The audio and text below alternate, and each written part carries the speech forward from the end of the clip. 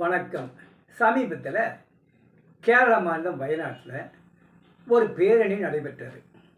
அந்த பேரணியில் முழுக்க முஸ்லீம் கொடி. காங்கிரஸ் கட்சிக்காக நடைபெற்ற பேரணியில் காங்கிரஸ் கட்சி கொடியே கிடையாது. காரணம், காங்கிரஸ் கொடியுமே இந்திய தேசிய கொடியும் நிறத்தில் ஒன்று போல் இருப்பதால் அவங்க காங்கிரஸ் கொடியை ஏந்தவில்லை. எப்பேற்பட்ட கேவலம் பாருங்க. கட்சி கொடியை கூட ஏந்த முடியாத அளவிற்கு அந்த சிறுபான்மையை தாஜா செய்து கொண்டிருக்கிறது காங்கிரஸ். இப்போ சிறுபான்மை ஓட்டுக்காக எந்த எல்லைக்கும் இவர்கள் செல்வார்கள். பருகுவது இந்திய நீர், உண்பது இந்திய தானியங்கள்.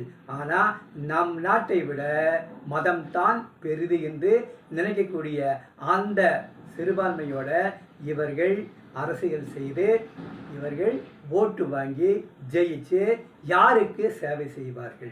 வடநாட்டில் நின்று தேர்தலை ஜெயிக்க முடியாதுன்னு சொல்லிட்டு ஓடி வந்திருக்காரு ராகுல் காந்தி. இவங்க பாகிஸ்தானை உறவு நாடுன்னு சொல்லுவாங்க, சீனா பகை நாடு அல்லன்னு சொல்லுவாங்க, தீவிரவாதிகளை ஆதரிப்பாங்க. ஒரு சாரார் சொன்னாங்க, நாங்கள் ஓட்ட பிச்சை தான் இந்த ஆட்சின்னு சொல்லுவாங்க.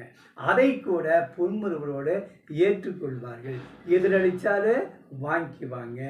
சிறுபான்மை தாச்சாங்கிறது அந்த முஸ்லீமோட மட்டும்தான், மற்ற சிறுபான்மையோட உறவே கொள்ள மாட்டாங்க. ராஜீவ்காந்தி முடவன் கொம்பு தேனுக்கு ஆசைப்படுவது போல நாட்டின் பிரதமர் பதவிக்கு ஆசைப்படலாமா? 48 சீட்டு கூட வராதுன்னு சொல்கிறாங்க. இவர் பிற உயர்ந்த பதவியான புனிதமான பதவியான அந்த பதவியில் உட்கார்றதுக்கு இவருக்கு என்ன அருகதை இருக்குது? அவர் மோடியோட ஒப்பிடவே முடியாது. அவர் கோபுரம், இந்த கோபுரத்தில் காற்றுல போய் ஒட்டிக்கூடிய குப்பை இவர். ஒரு விழுக்காடு கூட அவரோட உயர்வில் இவர் கிடையவே கிடையாது. தரம் இல்லாதவர், பேச்சினால தரம் இல்லாதவர், நடவடிக்கையிலும் தரம் இல்லாதவர். இப்பேற்பட்டவர் ஒதுக்கி தள்ளப்பட வேண்டியவர். 2024ஆம் ஆண்டில் நடைபெறக்கூடிய இந்த தேர்தலில் இந்த குப்பைகளை ஒதுக்க வேண்டும். அப்போ சிறுபான்மை தாஜா செய்யக்கூடிய இந்த அரசியல் ஒதுக்கப்பட வேண்டும். ஆனால் இவங்க அதையே தான் காலம் பூரா செய்கிறாங்க. நாட்டின் வளங்களை சிறுபான்மைக்கு பிரித்து தரோன்னு சொல்கிறாங்க.